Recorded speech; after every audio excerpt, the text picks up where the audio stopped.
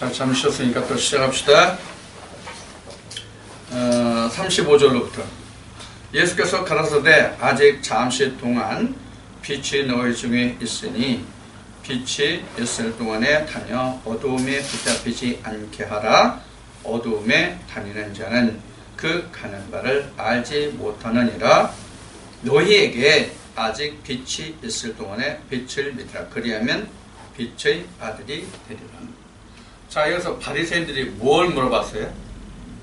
앞에 34절에 인자가 영원히 있다고. 인자가 누구냐? 네, 인자가 누구냐? 근데 예수님의 답변은 뭐예요? 35절에 빛에 대해 말씀하세요. 빛이 있을 동안에. 응? 그러니까 이 말을 연결해서 우리가 설명을 해본다면 풀어본다면 지금 바리새인들이 인자가 누구냐 이렇게 물으니까 바로 빛은 나다 그 얘기예요. 내가 인자, 내가 인자다. 근데 내가 빛이다. 이 말씀을 하시는 거예요. 지금 그 인자가 누구냐 이렇게 묻는 말에 예수가 그 대답한 거잖아요. 예수가 가라사대 했으니까 예수님이 말씀하시기를 이런 뜻이거든요. 아직 잠시 동안 빛이 너희 중에 있으니, 그것은 아직 내가 잠시 너희 중에 있으니 이런 뜻이란 말이에요. 빛이니. 예수님이 빛이라는 증거가 어디 있어요? 요한복음 1장에 빛으로 왔다. 빛이 세상에 왔다. 빛이 어둠에 비치는데 어둠이 깨닫지 못하더라. 이 말씀이 바로 그 증거죠. 그래서 예수님이 자기가 지금 빛으로 왔다는 것을 이 말씀에서 지금 말씀하시는 거예요. 그래서 자기가 지금 여기 지금 그 36절 그 말미에 보면 그리하면 빛이 아들이 되리라 이 말씀이 지금 드리는 것이요. 너희가 아직 빛이 있을 동안에. 그래서 지금 예수님이 빛이라는 얘기예요. 그래서 지금 바리새인들이 인자가 누구냐 이렇게 물어봤을 때 내가 인자인데 내가 바로 빛이다. 즉 빛이 인자다. 그런 얘기와 같단 말이에요. 이 말씀이. 그러니까 빛이 즉 예수 그리스도가 그 속에 오면 바로 인자가 그 속에 온 거죠. 이것을 예수님이 요한복음 6장에서는 내 피와 살을 먹고 마신다 이렇게 말씀하신 거예요. 그러면 그 사람이 어디에 붙들리지 않아요? 어둠에 붙들리지 않는다. 이 어둠이라는 것은 무엇을 뜻하냐면 사망, 예수 그리스도를 깨닫지 못하는 자 이런 뜻이 바로 이 어둠이에요. 예수 그리스도를 알지 못하는 자가 다 어둠이잖아요. 사실은 어둠이라는 게 실제 뭐 세상에 뭐 밤과 낮을 또 이 그늘져서 빛이 들지 않는 곳 이런 것을 그 어둠이라고 말하는 게 아니에요.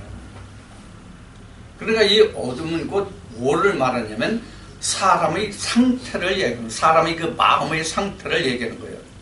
그 사람 마음속에 예수 그리스도가 있느냐 없느냐에 따라서 빛이냐 어둠이냐 이렇게 나누어지는 것을 지금 예수님이 이렇게 말씀하시는 거예요. 그래서 지금 아직 빛이 너희와 잠깐은 더 있으니까 이 빛에 과라.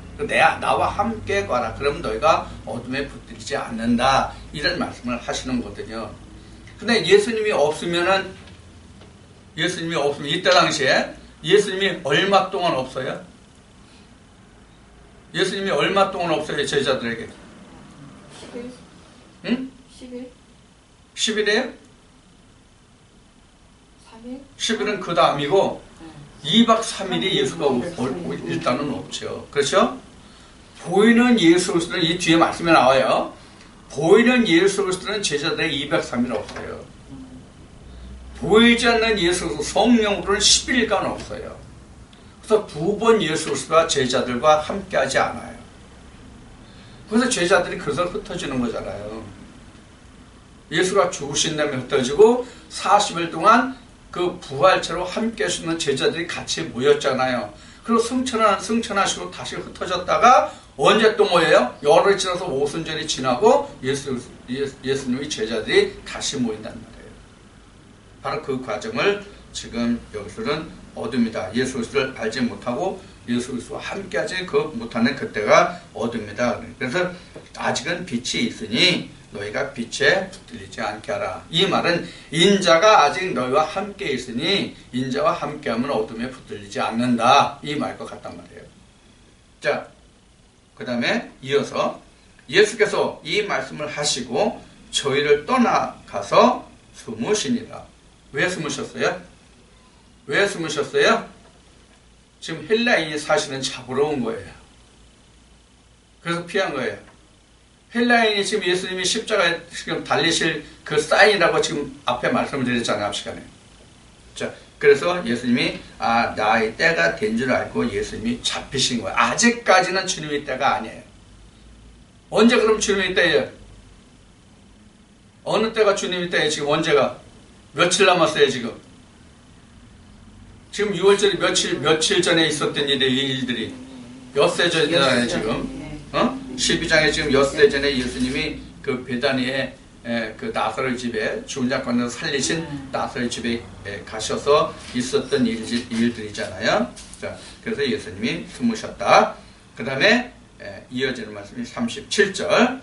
이렇게 많은 표적을 저희 앞에서 행하셨으나 저를 믿지 아니하니 이는 선지자 이사야의 말씀을 이루려 하심이라. 가로되 주여 우리에게 들은 바를 누가 믿었으며 주의 팔이 누구에게 나타났나이까 하였더라. 지금 여기서 우리에게 들은 바를 누가 믿었으며 주의 팔이 누구에게 나타났나이까 한 이 이사야의 말은 이사야 선지자가 한 말을 지금 인용했잖아요. 자, 그러면 그 이사야 시대에 주여 우리에게 들은 바를 누가 믿었냐, 이 말은 누가 누구에게 한 말이에요? 이사야서에서 보면 누가 누구에게 한 말이에요? 이 말이 지금은 주님이 이 말을 지금 이 말씀을 지금 응하게 하신 거잖아요. 주님으로 하여금. 그러면 이사야 때는 이 말씀이 어떤 말씀이에요? 누가 누구에게 한 말이에요? 이사야가 그 제사장 선지자들이 유대인들에게 한 말을 누가 듣고 믿었냐 그런 얘기예요. 그 다음에 팔이 누구에게 나타났나이까 이거는 팔이 누구에게 나타났나이까 이 얘기는 능력과 붙들림. 하나님께 붙들려서 그 능력이 누구에게 믿어서 나타났느냐 그런 얘기예요. 그 팔이 누구에게 나타났나이까 이 얘기는 하나님의 그 은혜가 누구에게 나타났냐 믿어서 그런 얘기예요. 이때도 그랬다는 얘기죠. 예수님 때에도 예수님이 지금 하나님의 아들로 오셨잖아요. 하나님의 아들 겸 하나님으로 오셨는데 누가 예수 그리스도의 말씀을 그 말씀을 믿고 그 능력이 그들에게 나타났느냐 이런 얘기예요. 겨우 사도들 뿐이 없었잖아요. 1000명도 안 돼. 1000명도 고린도전서 15장의 증거를 보면 1000명도 안 된다고 이따 당시에. 근데 예수님을 따른 우리는 오병이어 역사를 보면 수천 명이 따랐잖아. 수천 명이 따랐는데 남은 자들은 불과 며칠 안 남았어. 이것이 문제란 말이에요. 그래서 예수님이 들려야 많은 사람들을 내게로 인도할 것이다. 이런 얘기예요. 자, 그래서 이사야 선지자의 말씀을 인용했고, 그 다음에 39절에 저희가 능히 믿지 못한 것은 이 까닭이니 곧 이사야가 다시 일렀을 때, 다시 이사야 때에 이사야가 그 유대인들에게 예언했던 말씀을 다시 인용해서 40절에 어떻게 말씀하냐면 저희 눈을 멀게 하시고 저희 마음을 완고하게 하셨으니 이는 저희로 하여금 눈으로 보고 마음으로 깨닫고 돌이켜 내게 고침을 받지 못하게 하려 함이라 하였습니다. 그러니까 하나님이 이스라엘 백성들 모두가 다 하나님께 돌아가기를 바라시나요? 아니면 바라지 아니하시나요? 하나님이 바라시거든요. 그런데 이 말씀에 보면은 지금 바라고 계신 거예요? 바라지 않고 계신 거예요? 바라지 않았는데 바라지 않고 계신 거예요. 그럼 앞뒤가 맞아요? 틀리잖아요. 그럼 지금 40절에 이사야 선지자가 예언했던 이 말씀을 지금 여기에 다시 예수님에게 지금 인용이 되고 있는데, 그럼 여기에서 지금 고침을 받지 못하게 하려 함이라, 이것은 누구를 두고 하는 얘기예요? 누구를 두고 하는 얘기예요? 선지자들을 두고 하는 얘기예요. 거짓 선지자들을 두고 하는 얘기란 말이에요. 거짓 선지자들이 고치고 뉘우침을 받고 하나님께로 돌아오면 그들의 머리에 부어지고 쌓아졌던 그 진노의 숯불이 옮겨지잖아요. 그러니까 이들이 눈을 더 멀게 하시는 거예요. 오늘도 마찬가지예요. 똑같아요. 그래서 지금 40절에 이사야 선지자로 한 말씀을 여기에 지금 인용해서 이때 응하게 한데, 이게 누구에게 응했어요? 이 지금 예수님 때도 이사야 선지자 입으로 증거하고 예언했던 이 말씀들이 사실 누구에게 응했냐면 다 히브리인들에게 유대인들에게 히브리인들에게 응했지만, 그 중에서 대표적인 것이 대제사장이나 이 바리새인들에게 특별히 응했다라고 보면 옳아요. 맞단 말이에요. 우리가 성경에 이런 말씀이 있잖아요. 핏값을 누구에게 받아요? 핏값을 그 백성에 받습니까? 그 백성을 지도하는 치리자에게 받는다고 하셨습니까? 그 치리자에게 받는다고 말씀하신 거거든요. 그 핏값을 내가 내게서 받으리라, 찾으리라, 이렇게 말씀하신 거잖아요. 그래서 이 지금 예수님 시대나 구약 때 선지자들의 시대에나 우리가 하나님의 종이 된다는 것은, 이게 지극히 큰 하나님의 보상이 아니면 하나님이 지극히 큰 진노라는 것을 우리가 잊어버리면 안 돼요. 그러면 하나님의 진노를 받는 자가 누구예요? 스스로 온 자들이에요. 스스로 온 자들이 하나님의 진노를 받을 자들이란 말이에요. 그래서 성경은 보냄을 받은 자와 스스로 온 자를 성경에는 구분하고 있는 거예요. 그런데 오늘날 스스로 온 자와 보냄을 받은 자를 뭐로 구분합니까? 오늘날은 스스로 온 자와 보냄을 받은 자를 오늘날 뭐로 구분하냐고. 오늘날 신학을 해서 목사 안수를 받으면 하나님께 보냄을 받았다고, 하나님 기름 발린 종이라고 얘기하죠. 그거 아니란 말이에요.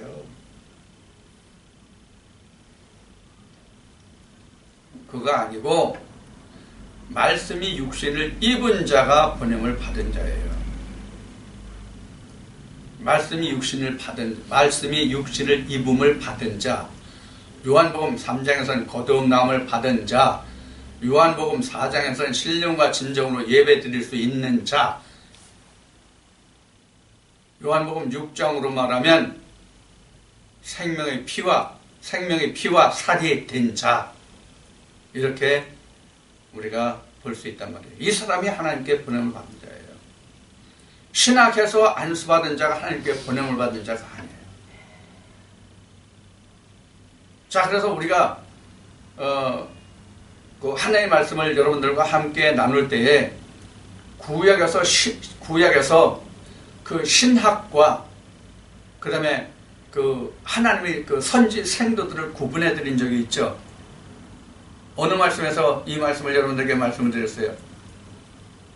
어느 말씀에서 이 말씀을 드렸어요? 열왕기에서 말씀을 드렸잖아요. 엘리야와 누가 있어요? 그 이세벨이 키운 그 바알의 선지자 450인이 있었잖아요. 그것이 우리가 성경으로 가장 먼저 드러난 신학이에요. 표면적으로 드러난 신학은 구약에서 보면 이세벨이 키운 거짓 선지자들, 바알 선지자들이, 이게 가장 성경에서 표면적으로 드러난 신학이에요. 그러면 진짜 하나님의 선지자들은 누구예요? 엘리야의 생도들이잖아요. 엘리야의 생도들이 그 다음에 누구에게 하나님의 성정에, 엘리야의 성정이 옮겨져요? 엘리사잖아요. 그들만이 하나님의 그 종들의 후예예요. 하나님의 말씀의 동역자들이에요. 그럼 그때 당시에 선지자 없었어요? 많았단 말이에요. 엘리야 한 사람 대 엘리야와 엘리사 한 사람 대 바알의 선자는 수백 명이었잖아요.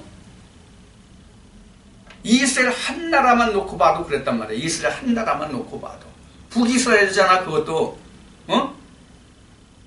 아합과 이세벨이 북이스라엘이지 남유다까지는 아니잖아.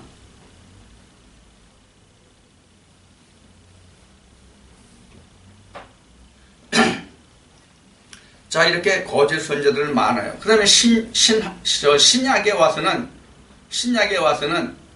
지금 오늘날 신학에 해당하는 그 무리들이 어느 신학이 있었습니까? 감말리엘의 문하생들. 그 대표적인 그 문하생이 누구예요? 니고데모이고 또 바울이잖아요. 바울이 사울 때 이 사람들이 감말리엘의 문하생이에요. 그때 당시에 가장 대표적인 그 유대인들이 회계문의를 잡고 있던 종교 지도자들이 바로 감말리엘의 문하생들이에요. 오늘날 우리나라로 얘기하면 총신, 장신, 고신, 감신 이런 그 무리들이죠.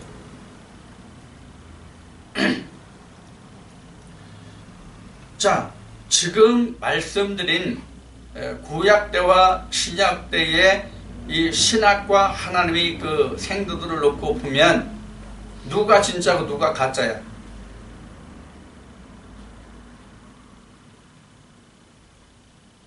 하나님의 선지 생도들이 가짜고 바알의 선자들과 가말리엘의 문하생들이 정통이고 진짜였죠. 정통이었죠. 오늘날도 마찬가지예요. 무슨 얘기냐면 하나님의 선자들은 지극히 작단 말이에요. 표면에 드러나 있지 않단 말이에요. 세상으로 영광을 받지 못하고 있다고요. 표면에 드러나 있지 않다는 얘기는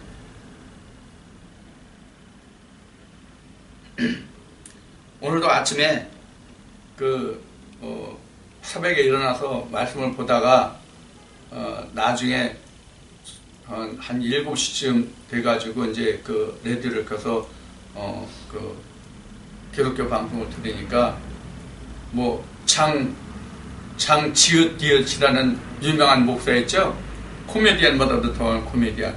그리고 경상도 어디 가서 뭘 했는데 뭐 2,000명이 뭐 등록했다나 뭐 그런 얘기를 하더라고요. 인터뷰에 나오는데.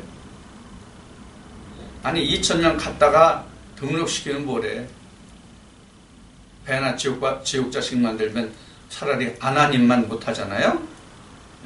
이것이 바로 신학과 하나님의 보냄을 받은 자들의 차이예요. 자, 그 다음에 이제 42절로부터 다시 봅시다. 42절로부터 그러나 관원 중에도 저를 믿는 자가 많되 바리새인들을 인하여 드러나게 말하지 못하니 이는 출회를 당할까 두려워함이라. 저희는 사람의 영광을 하나님의 영광보다 더 사랑하였더라.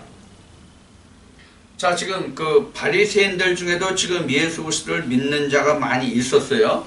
우리가 표면적으로 지금 드러난 자를 말한다면 누구를 우리가 지금 요 시점에서 보면 지금 누가복음 12장의 시점에서 보면 이 당시에 누가 예수 그리스도한테 왔어요? 방금 얘기한 니고데모의 겉에 드러난 것은 표면적으로 드러난 것은 유대인들 중에서는 유대인 바리새인들 중에서는 드러난 사람이 없는데 이것을 이 말씀에 기록되면 드러나게 말하지 못하는 거예요. 드러나게. 그러니까 속으로만 그가 메시아다라고 생각하는 거야. 그가 하나님의 아들이다라고 생각하는 거야. 마음속으로만 그가 그리스도라고 생각하는 거야. 드러내놓고는 말하지 못하는 거야. 무엇 때문에? 출애 때문에. 자, 그럼 이때 당시에 이 사람들이 출애되면 어떠한 취급을 받았어요? 쉬운 얘기로 유대인 사이에서 먹고 살 수가 없었어요. 쉬운 얘기로 먹고 살기가 굉장히 힘들고 어려웠단 말이에요. 그러니까 유대인들의 그 바리새인들의 그 그룹 안에 들어있으면 자기 생계는 최선도 보장이 됐거든요. 그러니까 못하는 거예요. 오늘날 그 우리 교계를 본다면, 기독교계를 본다면 홍길동이라는 사람이 신학에 가서 목사 안수를 받았어요. 목사 안수를 받아가지고 그가 목회를 하는 도중에 자기 교단에서 그 사람을 지목해가지고 그 사람이 이단이라는 정죄로 그 사람을 퇴출시켰어. 아니 근데 그 사람이 평생 배워온 게 신학을 해서 목회하는 것 외에는 배운 게 없어. 진짜 지게질도 하고 싶어도 지게질도 배우질 않아서 지게질도 못해. 장사도 해본 사람이 하지 아무나 장사합니까? 장사도 또 그냥 합니까? 돈이 있어야지. 근데 아무것도 없으니까 뭐해요? 딸품팔이 하는 거예요. 피피거스도 보면 어느 목사가 그 교단에서 그 이단으로 정죄돼가지고 그 목회를 못하니까 뭐 하느냐? 대리운전해. 그게 페북에 올라왔어요. 그래서 오늘날도 자기가 그 어떤 단체에서 추례를 당하면 굉장히 힘들단 말이에요. 그래서 마지막 때에는, 즉 하나님 시대에는 이렇게 된단 말이에요. 땅을 파자니 힘이 없고 빌어먹자니 부끄럽다. 이 말이 나오는 거예요. 이게 누구를 두고 한 얘기냐면 목회자들을 두고 한 얘기란 말이에요. 땅을 파자니 빌어먹자니, 이게 목회자들을 위해서, 목회자들을 향해서 하신 말씀이라. 이걸 알아들을 자가 있어야지, 볼 눈이 있어야지. 자, 그래서 이때 당시에 추례를 당할까 두려워서 예수를 드러내놓고 믿지 못했어요.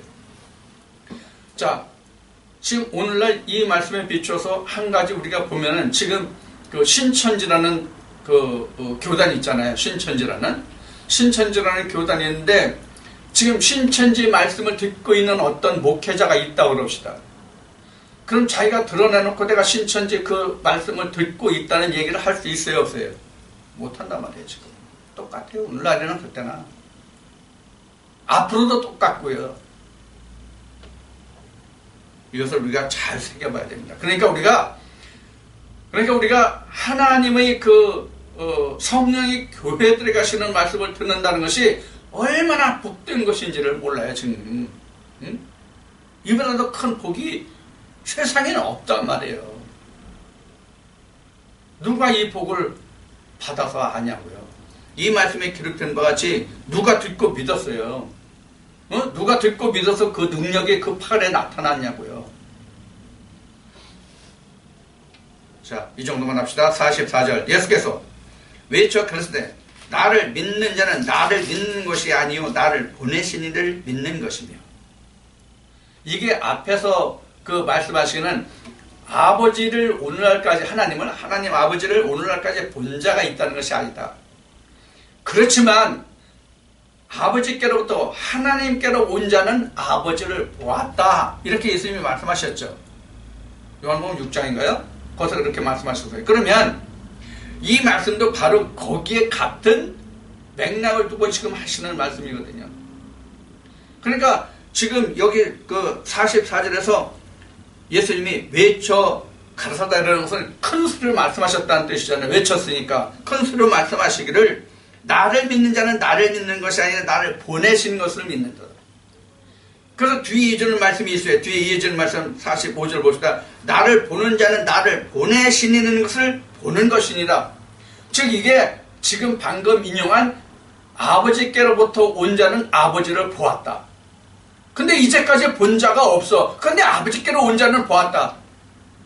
그럼 본 자가 있다는 얘기야, 없다는 얘기야? 있다는 얘기잖아요. 그러면 예수님 이전에 하나님을 본 자가 누굽니까? 우리가 가장 대표적으로 알 수 있는 사람이 누굽니까? 모세잖아요. 하나님 만났잖아요. 그래서 바리새인들이 말하잖아요. 우리는 모세가 하나님을 만나서 말하는 것을 알거니와 너는 어디서부터인지 그 뿌리를 몰라, 이러는 거잖아, 바리새인들이 지금. 예수님한테. 그래서 예수님이 말씀하시기를 나를 보는 것은 나를 보내신 이를 보는 것이다. 이런 얘기를 지금 예수님이 하시는 거예요. 그런데 아버지께로 온 사람만이 예수 그리스도를 보고 하나님을 알지 본을 받지 않은 사람은 모른다는 얘기를 지금 예수님이 이렇게 말씀하고 계신 거란 말이에요. 46절 나는 빛으로 세상에 왔나니. 그래서 앞에 그 35절 36절에 인자가 누구냐고 할 때 잠시 내가 그 빛으로 있다 이 말씀을 그래서 하신 거예요. 그래서 여기 지금 46절에 나는 빛으로 세상에 왔나니 이 말씀을 여기서 처음 하신 건 아니에요. 요한복음 1장에서 이미 사도 요한이 예수 그리스도를 빛으로 증거해 놓고 있잖아요. 어둠을 세상 사람으로 증거해 놓고 있고요.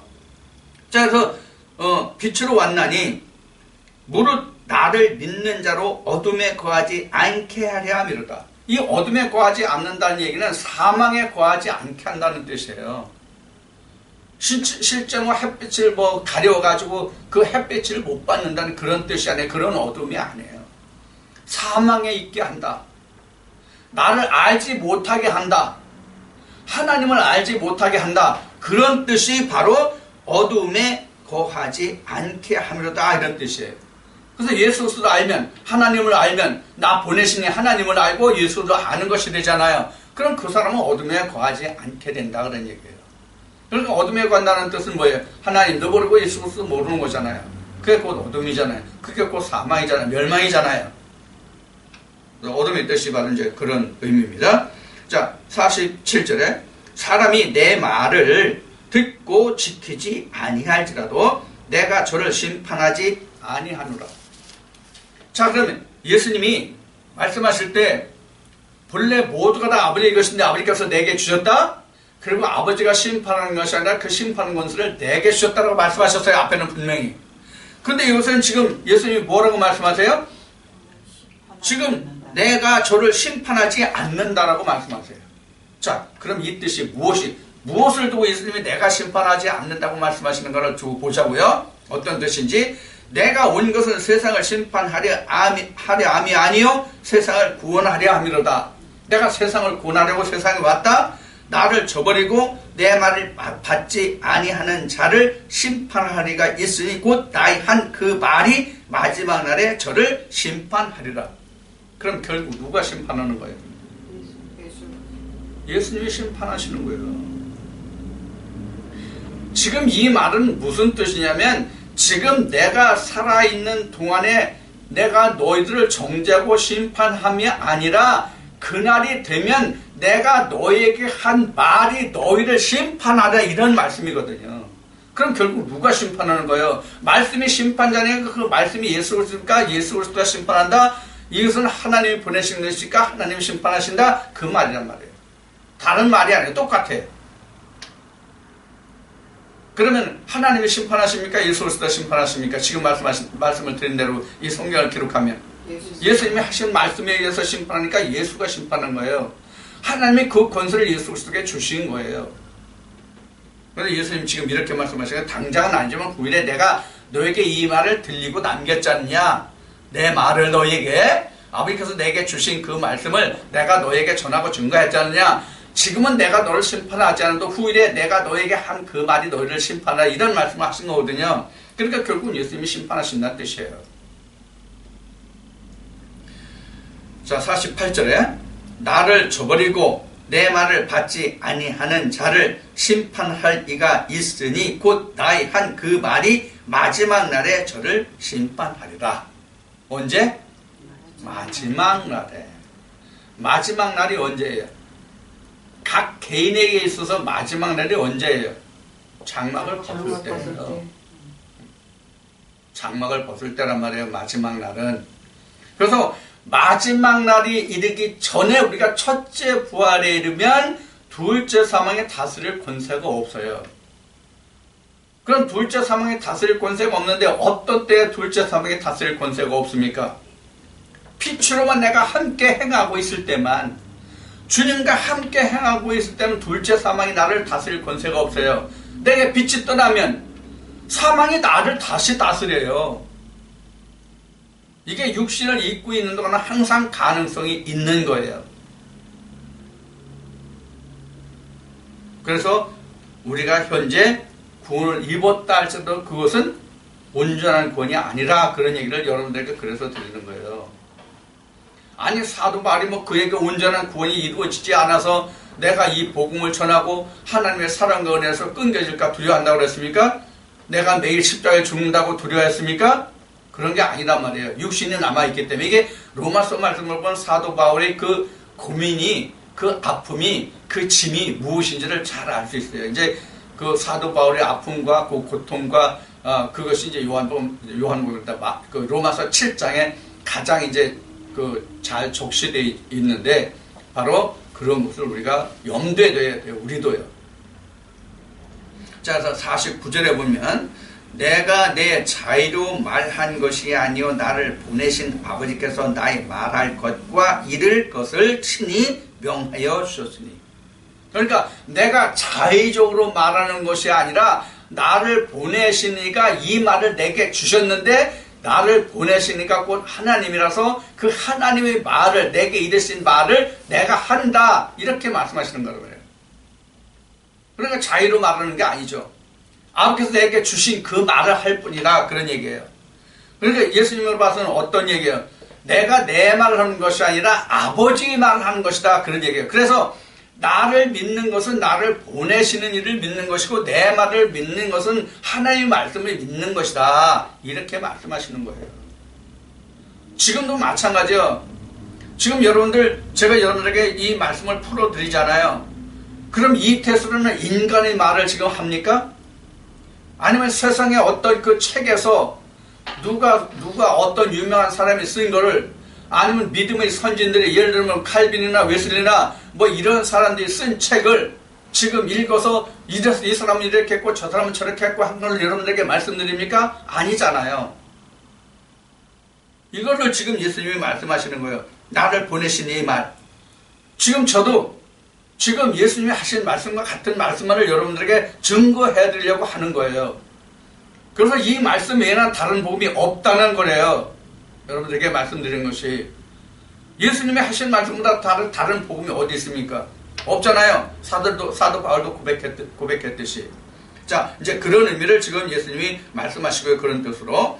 그 다음에 50절에 보면은 50절 나는 그의 명령이 영생인 줄 아노라. 여기서 그의 명령이 누구 명령이에요? 아버지 명령이잖아요. 하나님의 명령이잖아요. 그래서 하나님의 명령이 그의 명령이 영생인 줄 아노라. 그러므로 나의 이르는 것은 내 아버지께서 내게 말씀하신 그대로 이르노라 하십니다. 아버지께서 내게 이르신 말. 그러니까 내 말이 자의적으로 하는 말이 아니라 나를 보내신 이 말을 한다 그런 거예요. 그래서 지금 이제 요한복음 12장이지만 그래서 그 17장에 가면 영생이라는 그 말씀을 하시게 되는데 영생은 하나님과 그의 보내신 예수를 아는 것이 영생이다. 이렇게 정의가 돼요. 지금 여기서 49절 50절에 관한 이 말씀이 바로 지금 요한복음 17장을 말씀드린 지금 영생에 관한 말씀이란 말이에요.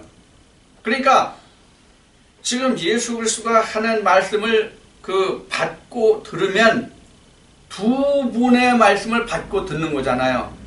하나님과 예수 그리스도의 두 분의 말씀을 다 받는 거잖아요. 지금 그 얘기를 하면 그게 영생이다. 그래서 17장에서 이것을 정리해드리고 정리를 예수님이 하신단 말이에요. 제자들에게 고별 강화에서.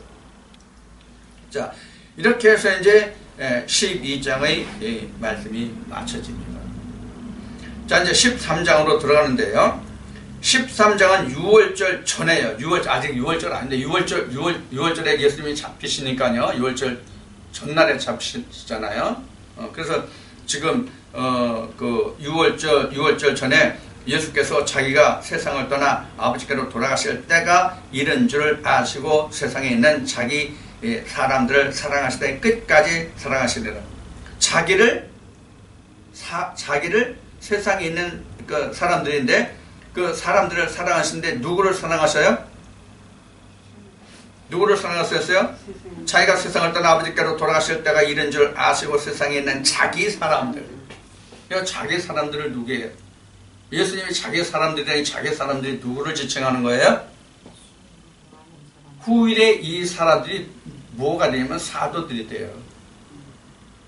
예수의 12제자들만 사도가 아니라 예수의 12제자가 아닌 사도들도 많잖아요. 우리가 아는 가장 대표적인 예수의 제자가 아닌 사도가 바울이 있잖아요. 그렇죠? 네. 이런 것을 지금 말하는 거예요. 이제 요한 고린도서 15장에 가면 예수의 제자들 외에 500여 명 이렇게 나와요. 그 사람들이 바로 사도가 됐거든요. 그래서 이제 사도행전에 보면은 예수님의 12제자만 우리가 사도인 줄 알고 있는데 그 외에 사도들이 많이 있었음을 우리가 알 수 있어요. 사도행전에 가면은. 자, 이제 그래서 지금 여기서 자기에게 속한 사람들이라고 하는 것은 바로 하나님이 보내신 그 말씀, 예수 그리스도와 그 말씀을 믿은 자들 바로 자기 사람들 이렇게 여기서 표현하고 있는 거예요. 2절에 마귀가 벌써 시몬의 아들 가룟 유다의 마음에 예수를 팔려는 생각을 넣었더니.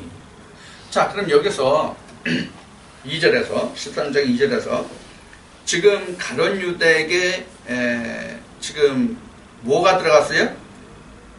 사단이 들어갔다고, 지금 마귀가 들어갔다고 지금 여기서 지금 기록을 하고 있잖아요.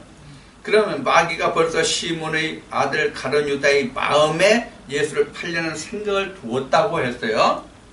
넣었다고 되어 있어요. 그러면 지금 가룟 유다에게 역사한 이 마귀가 뭐예요? 자기 생각이에요. 가룟 유다의 생각이에요. 이제 이 뒤에 이제 요한복음 말씀에 쭉 이어서 이제 보면 알겠지만은 가룟 유다가 예수를 팔게 된 동기가 뭐예요? 돈 때문에 그런 게 아니에요. 돈 때문에 그런 게 아니에요. 뭐였어요? 예수를 팔아도 가룟 유다의 생각은 예수가 그런 고통을 받고 십자가에 죽을 줄을 몰랐던 거예요.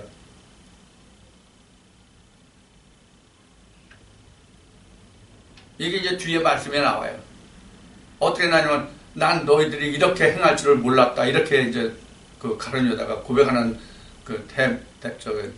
대사가 나와요. 말이.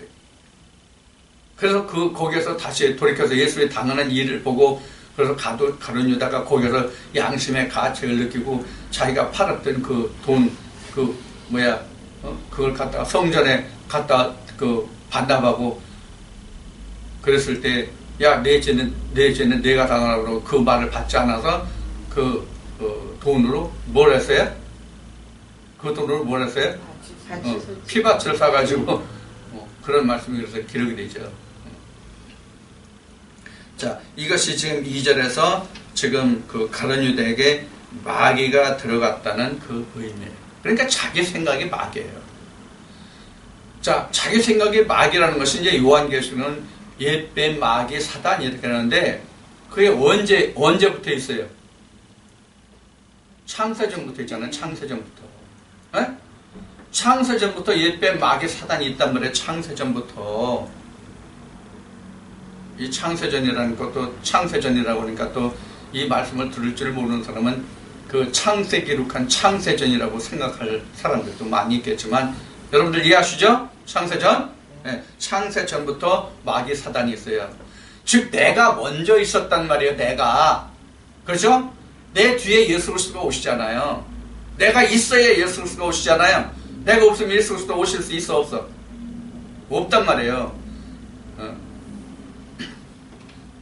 그런 의미입니다. 3절에 저녁 먹는 중에 예수는 아버지께서 모든 것을 자기 손에 맡기신 것과 또 자기가 하나님께로부터 오셨다가 하나님께로 가실 것을 아시고 저녁 잡수시던 자리에서 일어나 겉옷을 벗고 수건을 가져다가 허리에 두르시고 이렇게 나왔어요. 자, 여기 지금 3절에 보면 저녁 먹는 중에 이렇게 나왔잖아요.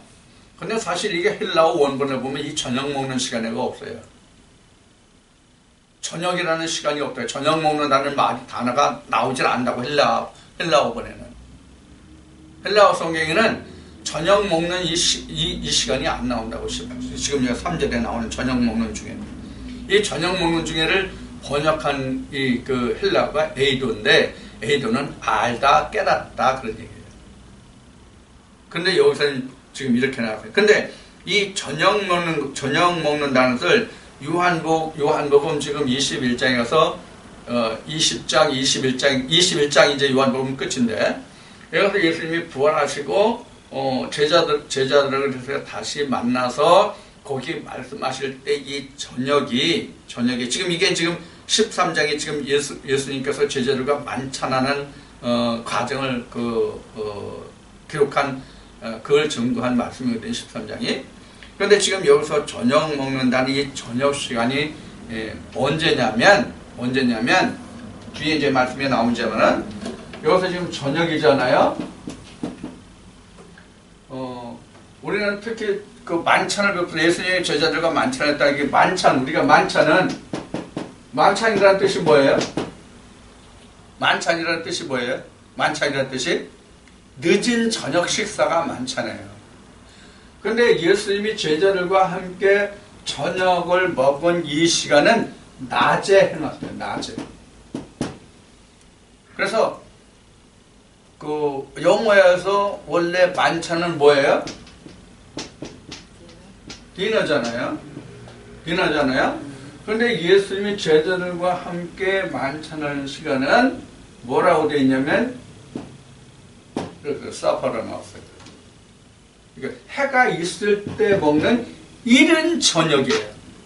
그러니까 해가 있을 때. 그럼 예수님 왜 해가 있을 때 저녁 식사를 하셨을까요? 아직은 빛이 나는 거예요. 그 증거예요. 그래서 이 말씀 뒤에 나오지만 가룟 유다가 이 만찬석상에서 가룟 유다가 예수님으로부터 떡 한 덩이를 받고 내 할 일을 하라 이 말씀을 하시거든요. 너희들 중에서 나를 팔자가 있다고 했을 때 누구냐고 했을 때 예수님 말씀하실 때 예수님 뭐라고 말씀하시냐면 내가 떡을 떼어주는 자가 바로 그 사람이다 그래요. 그래서 예수님이 그 떡을 떼어주면서 내가 할 일을 하라 이렇게 가룟 유다에게 예수님이 말씀하시는데 그 떡을 가룟 유다가 받고 그 마음에 마귀가 완전히 들어가요. 그리고 그 만찬 석상에서 나와요. 그 만찬 석상에서 나오니까 그때 상황을 성경은 어떻게 증거하게 되면 곧 밤이로다 이렇게 나와요. 그러니까 여기서 지금 이른 저녁 낮에 늦은 그러니까 오후라고 할 수 있죠. 늦은 오해가 지기 전에 그 만찬을 시작해서 누가 가룟 유다가 예수님에게 떡을 받고 나가면 그는 밤이에요. 자, 그 밤이라는 뜻이 실제 밤일까요? 어둠에 붙들렸다는 뜻이에요. 예수 그리스도가 그 마음속에서 나갔다, 떠났다 그런 얘기예요. 이게 어둠이란 얘기예요. 누구에게 어둠이에요? 가룟 유다에게만 어둠이에요. 가룟 유다에게만.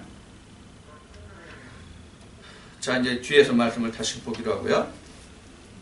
그래서 지금 요한복음 13장은 지금 제자들과 만찬을 베푸시는 그 말씀이 기록된 말씀이라고 이미 말씀을 드렸어요.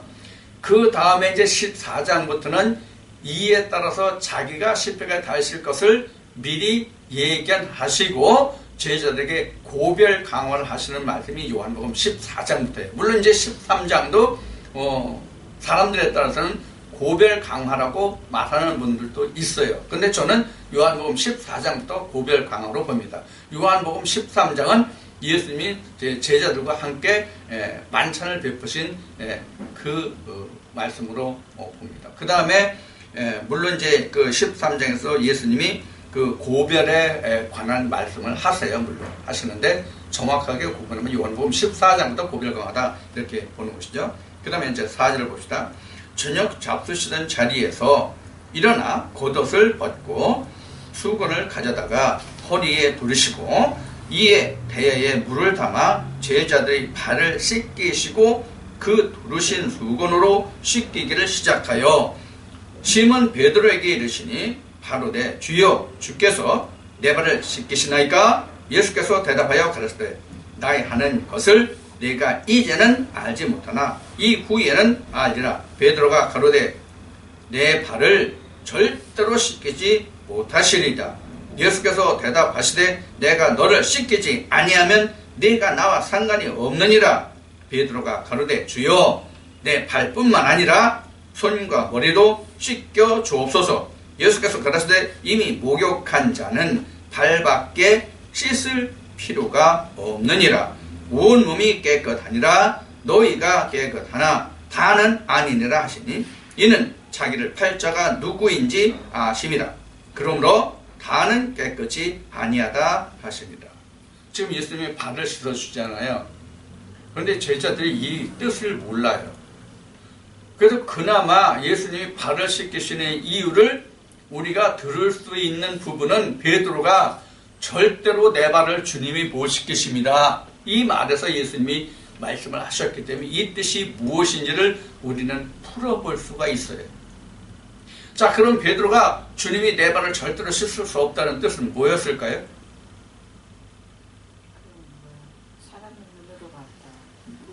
이 베드로의 생각은 내가 스승님의, 내가 선생님의 발을 씻어드려야지 어떻게 선생님이 제자의 발을 씻어주십니까? 이런 의미거든요. 그래서 절대로 내 발을 못 씻깁니다. 이 말을 지금 한 거예요. 근데 실제로 우리는 하나님으로부터 씻김을 받지 않으면, 아까 목욕탕 얘기를 했지만, 앞 시간에 목욕탕 얘기를 했지만은, 우리는 하나님으로부터 씻김을 받지 않으면 우리는 하나님과 상관이 없는 자예요. 그 말을 듣고 나서야 베드로가 아차 싶은 거야. 그러니까는 목욕까지 시켜달라고. 야, 너 목욕했잖아. 그러니까 목욕 한 번 한 사람은 그냥 발만 씻으면 돼. 그런 얘기를 하시는 거거든요. 그런데 목욕해서 다 깨끗한데, 깨끗한 사람은 발만 씻으면 되는데 다 깨끗한 거 아니야. 한 놈은 깨끗지 않아. 이제 그런 의미잖아요, 이 말씀이. 그러니까 예수님은 그 12 제자들 중에서 자기를 팔 자가 누군지를 예수님께서 이미 지금 알고 계시단 말이에요. 근데 우리는 지금 성경에서 나타난 결과가 지금 가룟 유다이기 때문에 가룟 유다를 지목하지만은, 현재 내게서는 가룟 유다가 내 마음이라는 것을 잊어버리면 안 됩니다. 조금 전에 그 마귀 사탄 옛뱀 얘기했죠?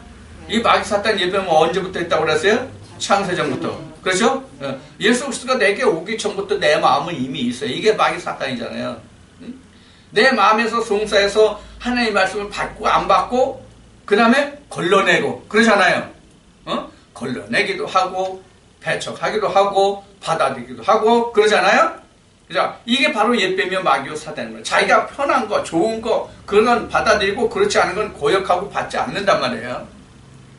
이 관계를 우리는 잊어버리면 돼. 그래서 현재 오늘날은 우리가 2000년 전에 예수 그리스도와 함께 했던 제자 가룟 유다를 생각하고 그를 생각하는데, 오늘날 가룟 유다는 바로 창세기 1장에서 기록한 뭐예요? 뱀이란 말이에요. 그게 내 생각과 내 마음이란 말이에요. 그게 요한계시록 가면 바로 무적에게 갖춘 옛뱀이 마귀 사단이란 말이에요. 그게 다시 조금 더 진전하면 요한계시록 17장, 18장에 가서 기록한 음녀의 자리에 앉은 바벨론이란 말이에요. 이것을 여러분들이 잘 생각하셔야 됩니다. 그래서 성경은 옛날 옛적에 있었던 그 상황으로 생각하고 그 배경을 보면 안 돼. 그 배경을 아까 첫 시간에 말씀드렸듯이 뭐라고 했어요? 성경에 기록된 그 모든 것이 다 예표라고 그랬잖아요. 그 예표를 내 안에 대입시켜 봐야 돼. 그 예표를 내 안에 대입시켜 보면 그것이 드러난다 그런 얘기예요. 자기 안에 대입시켜 보지 못하면 그 믿음은 죽은 믿음이에요. 교회에서도 이런 말들 하잖아요. 우리 중에서 지지난주에 그런 얘기가 있었어요. 제가 이제 말씀을 전하고 나서 끝나고 나니까 오늘 목사님이 말씀하신 것은 저한테 하신 말씀 같아요. 저를 향해서 하신 말씀 같아요. 그래서 굉장히 속으로 미안했어요. 이런 얘기를 하더라고요. 자, 그러면 하나님의 말씀이 누구한테는 응하고 누구한테는 응하지 않습니까? 다 똑같이 응하는 거예요. 좋은 말씀도 응하고 나쁜 말씀도 응하는 거예요. 다만 그 말씀을 받을 때 내 안에서 어떻게 역사할 것만은 문제예요. 그것만. 누구에게나 듣는 사람에게 다 해당되는 말씀이라 하나님의 말씀은. 그러면 이런 맥락에서 놓고 보면 하나님의 말씀을 증거하는 강단에 선 그 사람에겐 그 말씀이 해당 안 될까요? 똑같이 해당되는 말씀이에요. 강단에 서 있는 사람이 먼저 그 말씀에 자기를 저울질해봐야 된다는 사실을 우리는 잊어버리면 안 돼요. 여러분은 다 앞으로 말씀을 증거할 자들이잖아요. 이 말씀을 지금 그 등잔을 불을 켜서 말 아래 가둘 사람이 아니잖아요. 여러분들은 이 말씀을 세상에 들어 비춰야 되잖아요. 그런 사람들은 더욱더 특히 이 말씀에 자기를 먼저 저울질해서 달아봐야 돼요. 그래서 예수님은 이렇게 말씀하셨죠. 유대인들에게, 야, 너희들이 말이야, 하나의 말씀으로 네 백성들을 가르치면서 너는 그 말씀으로 내 자신을 가르치지 못하느냐? 이렇게 말씀하시잖아, 예수님이. 그래서 하나의 말씀을 맡아서 전하고 증거하는 사람은 그 말씀을 먼저 자기에게 적용을 시켜야 된다는 사실을 잊어버리지 말라는 얘기예요. 지금 이 베드로를 향해서 하신 이 말씀입니다. 그래서 지금 예수님이 발을 씻긴다는 게 지금 베드로가 이해를 못하죠. 그래서 이제 지금 예수님이 설명을 하시면서 지금 모르는데 이후는 알 거야. 그럼 이후에 알 게 뭐예요? 지금 예수님이 하신 말씀이 이후에는 알리라. 이 말씀의 뒤에서 이어지는 말씀이 뭐예요? 너도 이와 같이 나중에 이와 같이 내 양들의 발을 씻어줘라 해요. 그럼 예수님이 지금 제자들의 발을 씻어준 연유가 뭡니까? 이 의미가 뭡니까? 매일매일 자기가 행한 일을 돌아보라는 얘기예요. 자기 행적, 자기 발자취를 돌아보라는 얘기란 말이에요. 어떤 길을 걸었나? 그 발을 매일 씻는다는 얘기는 그럼 뭐예요? 그날 잘못된 것을 돌아봐서 그날 예수님으로 씻음을 받으라는 얘기예요. 하나님으로부터 씻음을 받으라는 얘기예요. 그래야 그날 자기가 온전해지잖아요. 그래서 제가 이제 이 부분에서 그 말씀을 드리는 게 전에 이선인가 그 가수 이선이가 부른 노래 중에서 이런 말이 있어요. 바쁠 때 전화해도 내 목소리 반갑나요? 오늘 또 내 얘기 일기장에 쓰셨나요? 이런 가사가 나와요.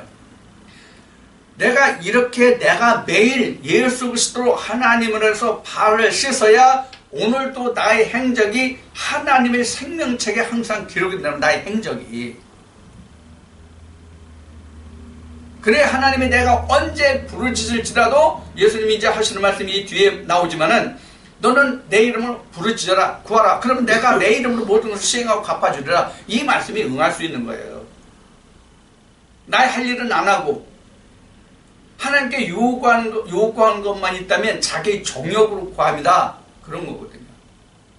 우리가 지금 이 말씀을 예수가 왜 제자들의 발을 씻겨 주셨는가에 대해서 우리는 생각을 해봐야 됩니다.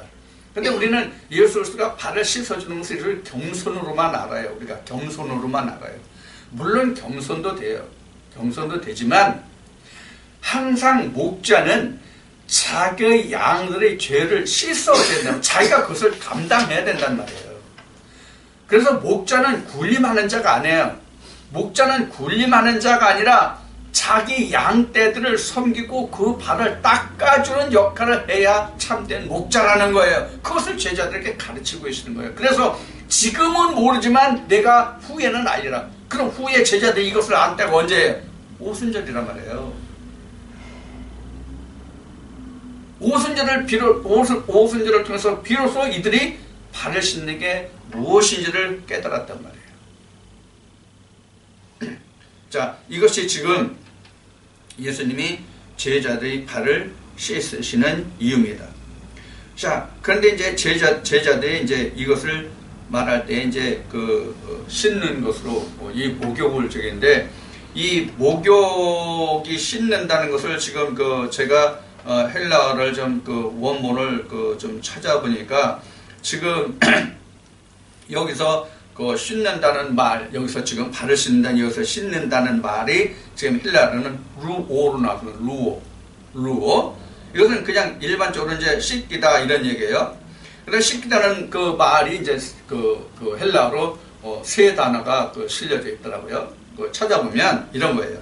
지금 루오라는 그 단어가 나오고 목욕하다 이런 씻다 이런 얘기예요. 그 다음에는 하는 게 뭐냐면 핍토라는 얘기 있어요. 핍토. 립토라는 말이 있어요. 이것은 그 부분적으로 물만 적셔서 씻는다가 바로 립토예요. 립토. 립토는 부분적으로 씻어서 이렇게 물만 적시는 거. 그러니까 우리가 일반적으로 이 립토에 해당하는 것은 바로 뭐냐면 세례가 있고 침례가 있잖아요. 그래서 이 세례가 그 물을 찍어서 머리에 바르잖아요. 그래 이런 것이 그 립토에 해당한다 이렇게 볼 수 있겠더라고요. 그리고 다른 또 하나는 뭐가 있냐면 플리오라는 말이 있어요. 플리오라는 말은 뭐냐면 완전히 침례, 물에 담그는 거.